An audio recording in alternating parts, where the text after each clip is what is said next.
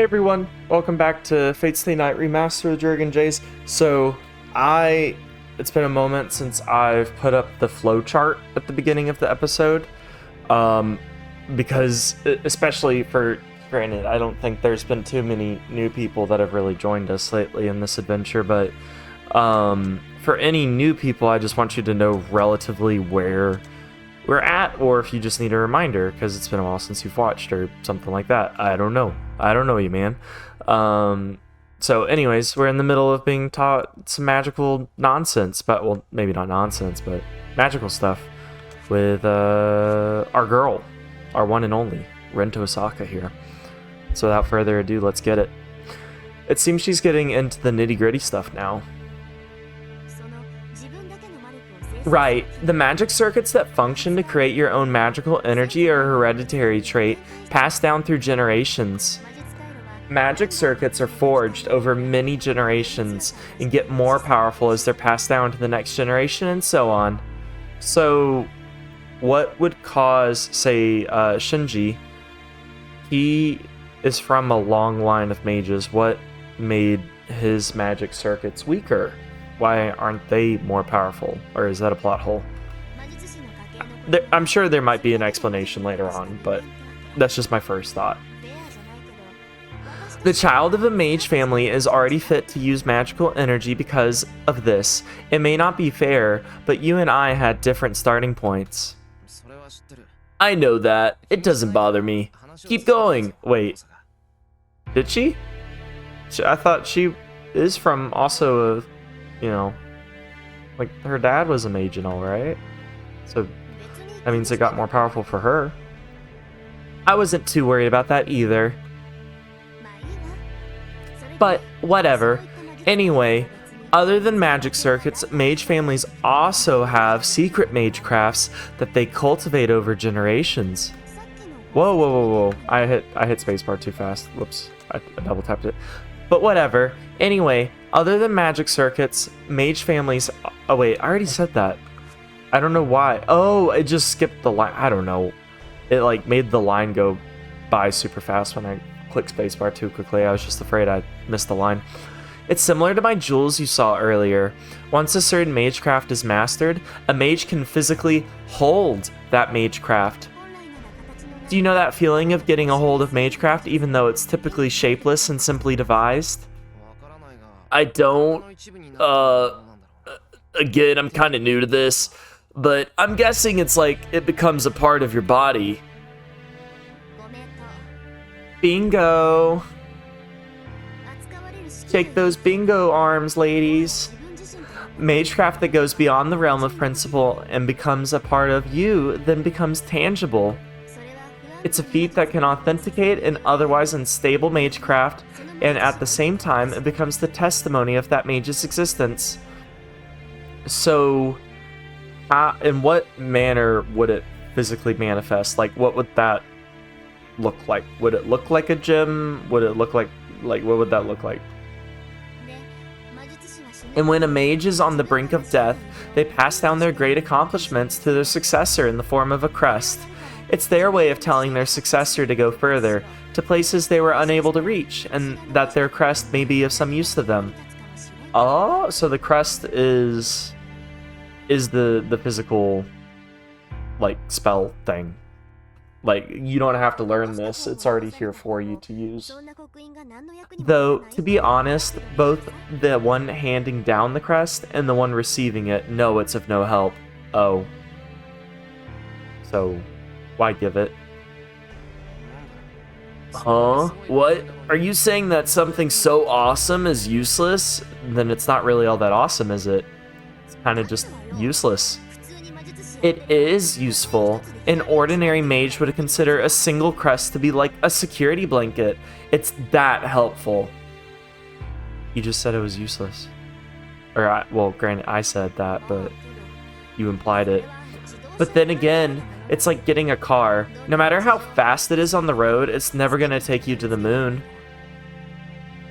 So it is useful, it's just not all powerful. I didn't expect it to be all powerful. Why did we have this clarification?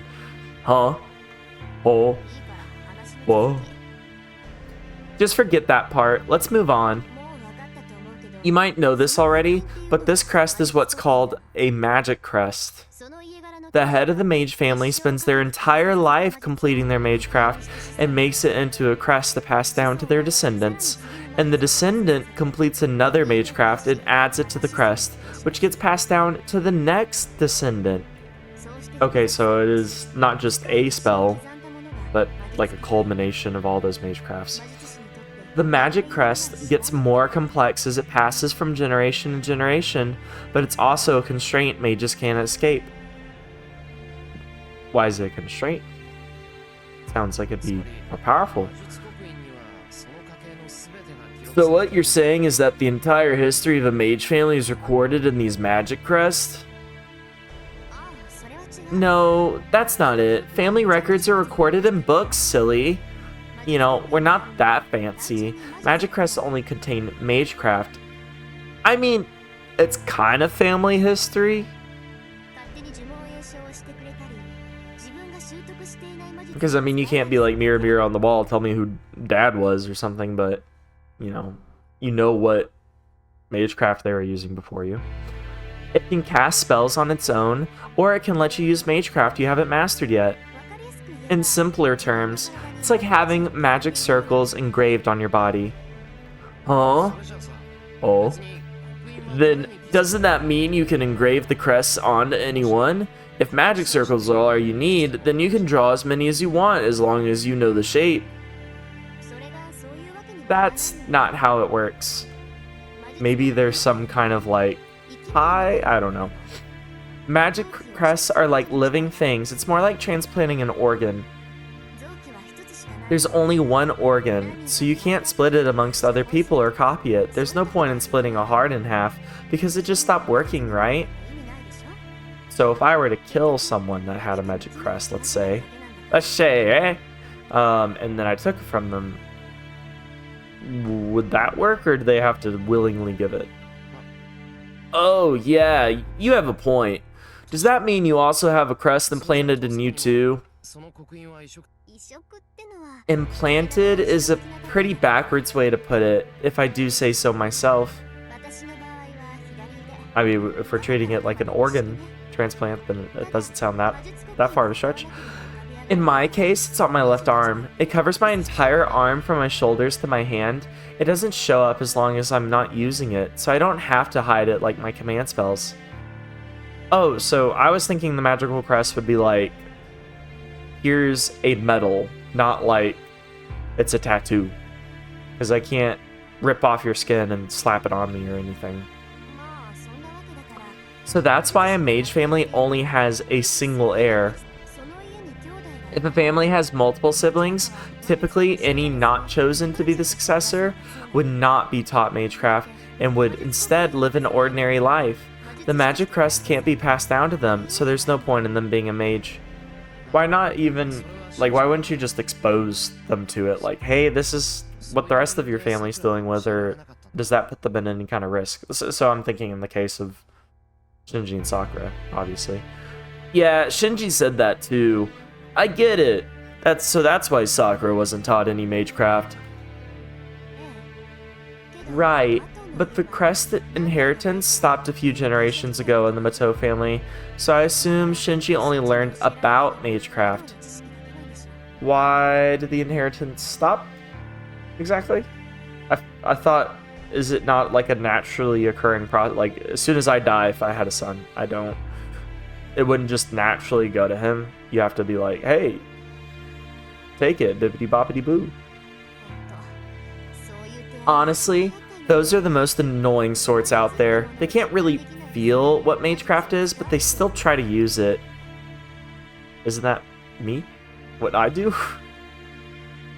Tohsaka sighs a deep breath, swearing quietly, dang it. Well, I suppose to teach you magecraft, but we got a little sidetracked. I'll need to come up with a different approach now that I know you don't have a magic crest. Let's call it a night for now. I'll prepare some things for you tomorrow, so we'll do more then. Would Kiritsugu not have had one to pass down to me, or No, I feel like he was a pretty, accomplished mage. He would have had one or started to develop his own. I don't know if it has to be a biological heritage or if it could be like a I choose you. You're the next All Might kind of a thing. Here, take my DNA and eat it. Let's call it a night for now. I'll prepare some things for you tomorrow. We'll do more then. Oh, so we didn't even actually do anything. We just talked about it. Oh, I'll just have to trust you then. And what do you mean you're gonna prepare things? Just like a dungeon and torture and, we're gonna drown you and induce you to lots of stress. Almost like, have you seen Deadpool? It's like Deadpool. Oh, okay. I mean, a lot of things. Since you have no crest, you don't have a switch.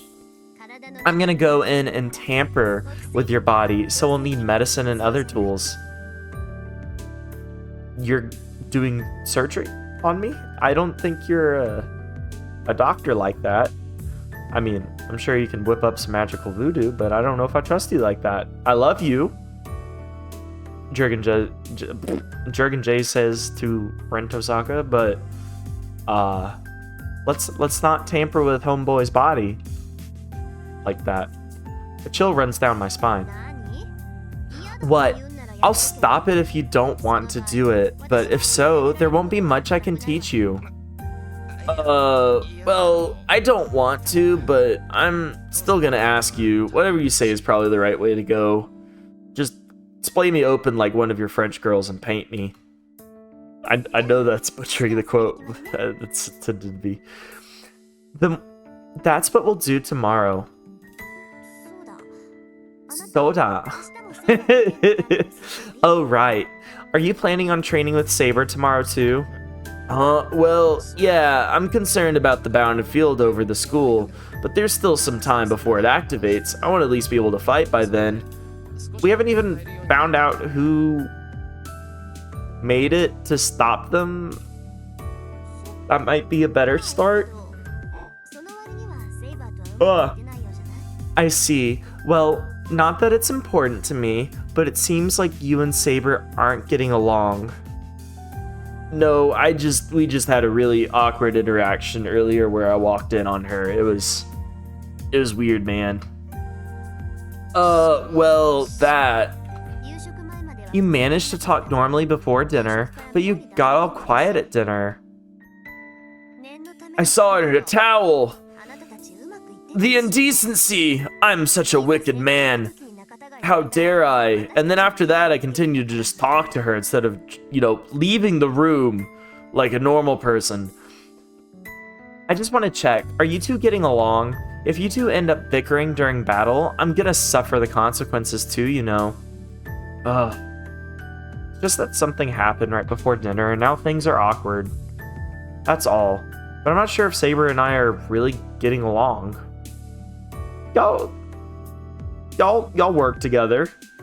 I'm not saying y'all are chums, but y'all get the job done. When I spent all day dueling her, I think I got a sense of what Saber is like.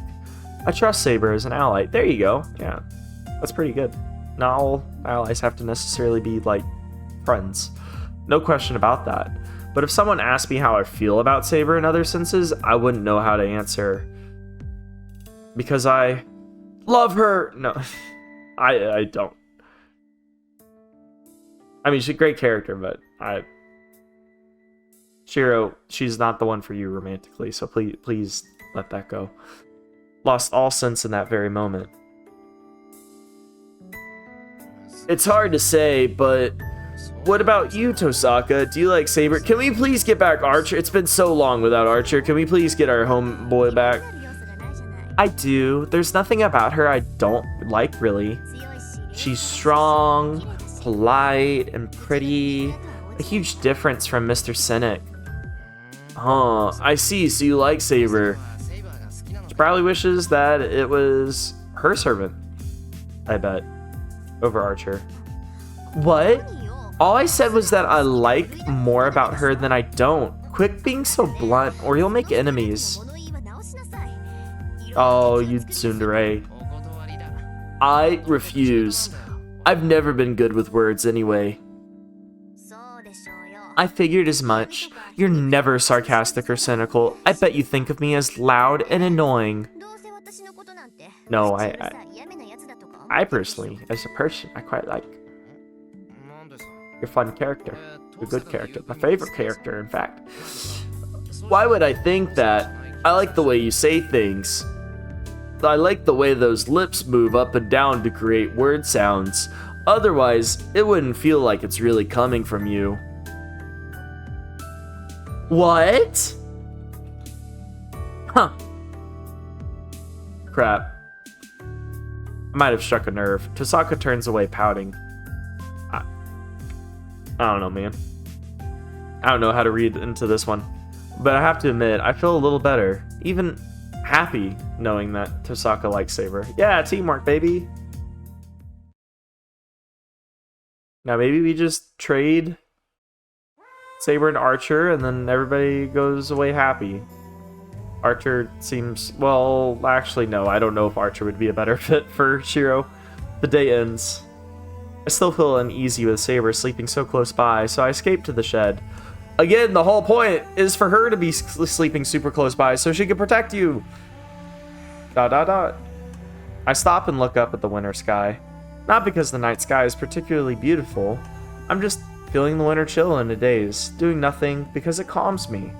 I don't know how much time passed. I think I hear footsteps in the darkness. Who's there? There's no answer. Footsteps approach, and I feel a piercing presence. ... I crouch, ready to jump back at any time. Why don't you go get Saber? This seems like a Saber situation. Hey, I asked who's there. There's no answer. Footsteps never stop, and the person finally appears before me. Whoa! Yes! Yes! That was such a genuine reaction too. Oh! Yes! The boy, the man. It's been so long. I may have to go watch like my first videos to remember his voice, because I don't remember his voice. It's the servant who fought Lancer at school the other night. The red armored knight Saber beat when she leaped over the wall. Are you Tohsaka's servant ARHCER? The man's lips curve upward.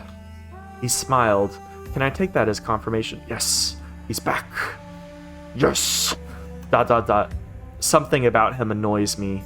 For no reason I can really understand. I find myself irritated. I can't make myself like this guy. You know, okay, actually, Shiro is one of my least favorite characters, I think. So far, I wish we could go back to Rin's point of view. I just want Rin and ARHCER and maybe Saber, and we sail off in the distance with each other, but oh my gosh. Maybe because Shiro, I don't know, just his moral uprightness is like to such a degree that it just gets in the way of things. I know I've talked about this before, but just it can get irritating. I love Rin and ARHCER so much. For no reason I can really understand, I find myself irritated. I can't make myself like this guy. He has that effect on people.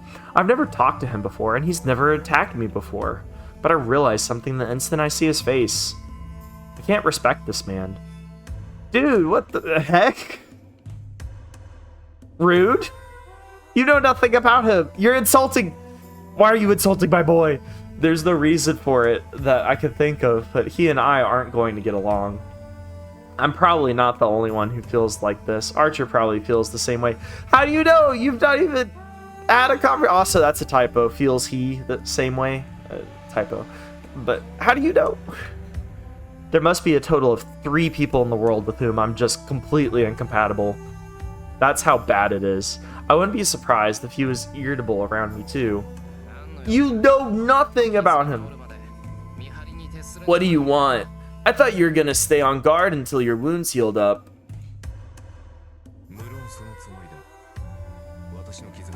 Let me go watch one of my earlier videos so I can figure this out real quick.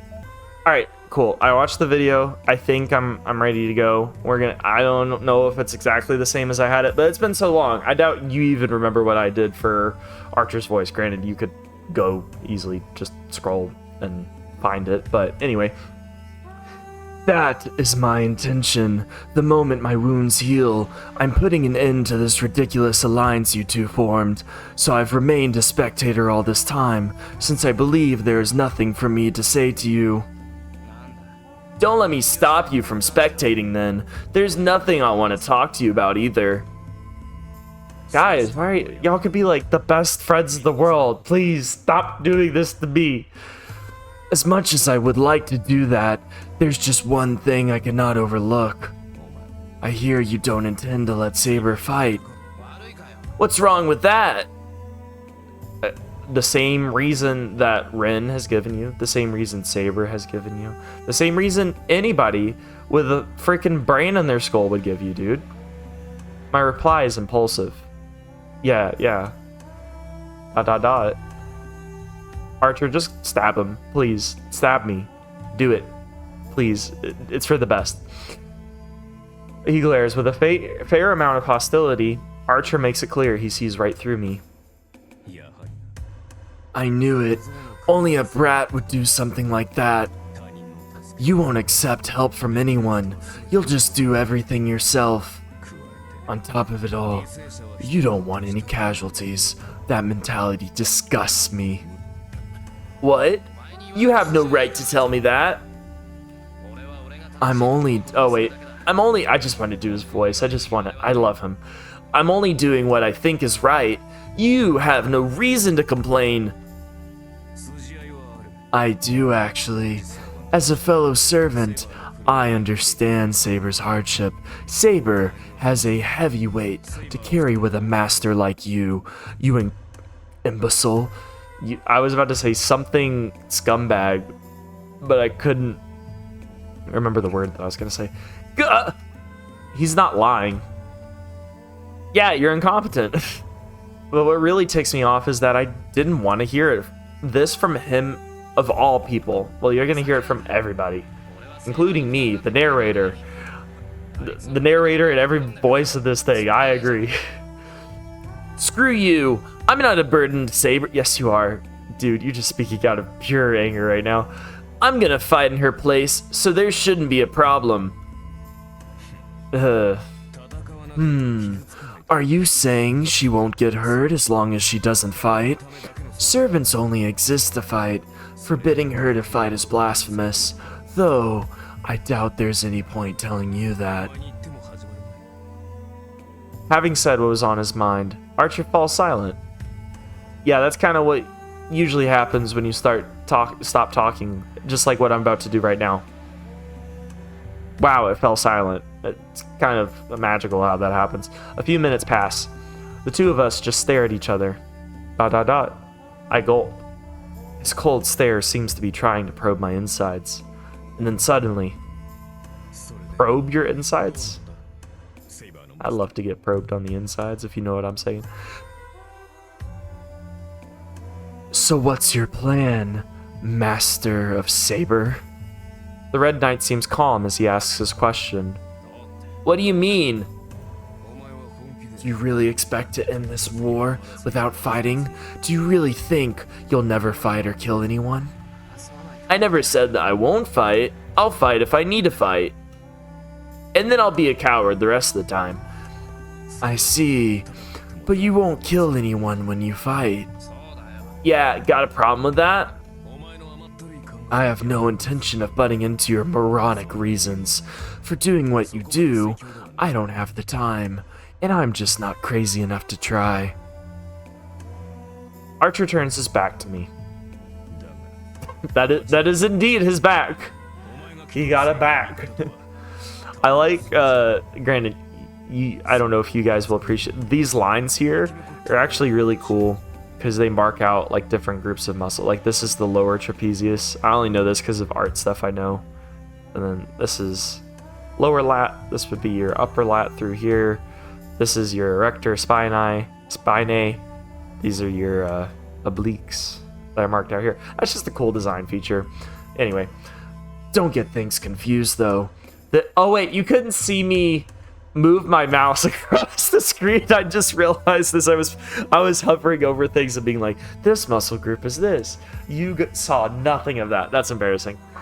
Don't get things confused, though. This champion of justice you're pretending to be, nothing more than a cleaner. You should know that only the survivor is going to have a chance to save anyone that way. ... I don't know why, but it felt like Archer was just beating me up for no reason. No, you kind of deserve it, dude.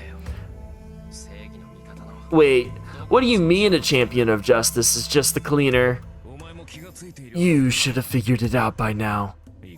Listen, I don't fully understand what he means by that either.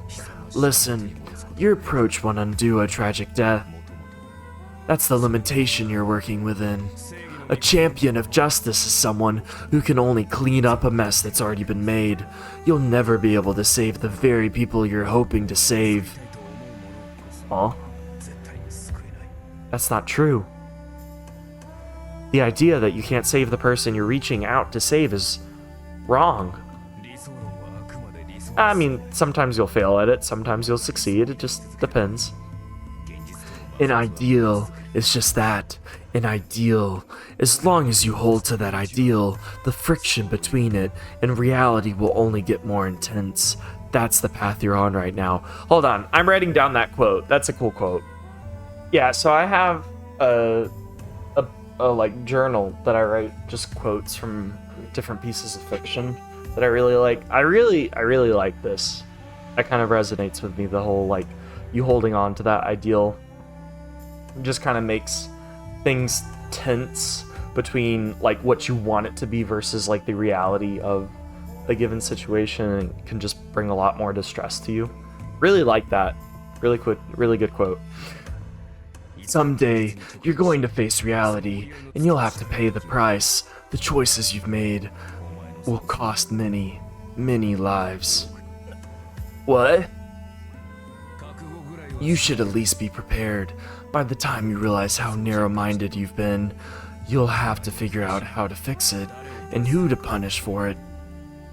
I do like that in Fate, it, at least from what I remember too, and hopefully it will continue to kind of be this way, it started to be a little bit more like this as we've gotten deeper into things, but it is like not just this battle for like a wish or for this item, but it is a battle of ideals and philosophies, and kind of who wins is the person that has the best philosophy. Or that's not literally, I think, the way that it should be interpreted, because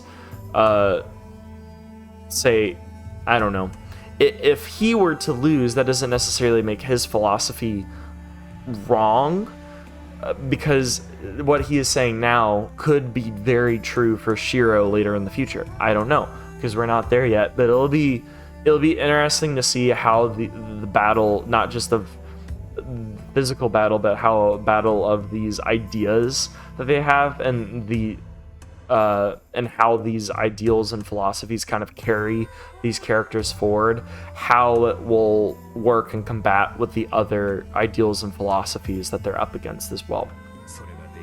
If you can't do that, then I suggest you abandon both your dream and your magecraft right now. Archer disappears into the darkness. I'm Batman. Just jumps onto the roof. Darkness. Listen. No matter what anyone does, there will always be those that can't be saved. All your ideal will let you save is the ideal itself. There's so little a human can do. That's also true. But even so... Hey, wait! What the heck are you trying to say? Saying exactly what he's trying to say. My question is swallowed up in the darkness as he disappears. Archer is already gone, and I'm just talking to empty air. No, bring it back! Bring it back. Please don't disappear for like another. He's gonna be like Shanks. He's like there at the beginning of One Piece, and then he's just gonna pop up every like 300 episodes or something. What the heck's with him? He just showed up, unloaded a bunch of crap on me, and disappeared. Yeah? He was telling me that my thinking is too idealistic, and I'm going to suffer for it soon? But how can I decide something is wrong before I've even tried it? That is a good point. Now, you can listen to the experience and wisdom of others, and you can know from that, you know, your ideal may be flawed. And I think Archer already lived his whole life, and who knows if he's been a part of these wars before or anything like Saber has, but he may have seen similar people to you. You are but 15, so your life experience is a little less. Sorry, I know I'm doing a lot of talking and not a lot of reading this episode. I'm ready. If I'm wrong, I'll just have to pay for that mistakes with my life. Yeah? That's my resolve as a mage. Archer doesn't have to remind me that. I mean, he kind of solidified it within you. I really can't stand that guy. I love that guy. But something he said bothers me. No matter what anyone does, there will always be those who can't be saved. There is so little a human can do. We are, it's thought about a lot in like Christianity and those circles, is like, you are human, you can only do so much. That's why you need like an infinite sovereign God to be able to control it all, rather than like humans, we can't get it together. We can't control it all. We can't do it all because we are so finite. But even so, can I keep pursuing my ideal without ever looking back? I muttered to myself. I felt like that's what Archer wanted to say.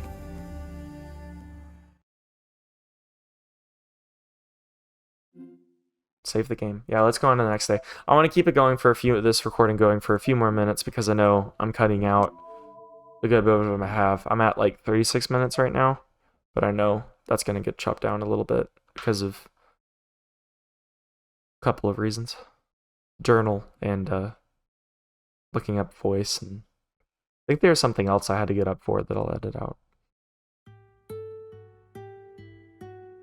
Anyway, you don't really need to know that. That's just kind of me thinking out loud. See you, Shiro. I'll bring something home, so be good. Fujine waves as she heads out for work. I'm going to get going too. I need to swing by home, so I'll be a little late. I should be back by dinner, though. Don't do anything rash while everyone's gone. Alright, bye, Rin. We're not going to talk about Archer with her? Alright then. It's 7:30 in the morning. I see the two of them off without incident, so there's only one thing left to do now. Okay, we're gonna continue where we left off yesterday, so let's head to the dojo, Saber. Huh? Oh, are we going to begin training right away? You've just eaten. Perhaps it should be best to wait a while. Don't worry about that. I'll just puke all over you. It'll be great. I've trained myself to the point where stuff like that doesn't affect me, and today's breakfast was bread, right? I don't live an unhealthy enough lifestyle for something like that to affect me. Also, bread kind of would suck up all the juices and stuff, so less likely to vomit because of that too.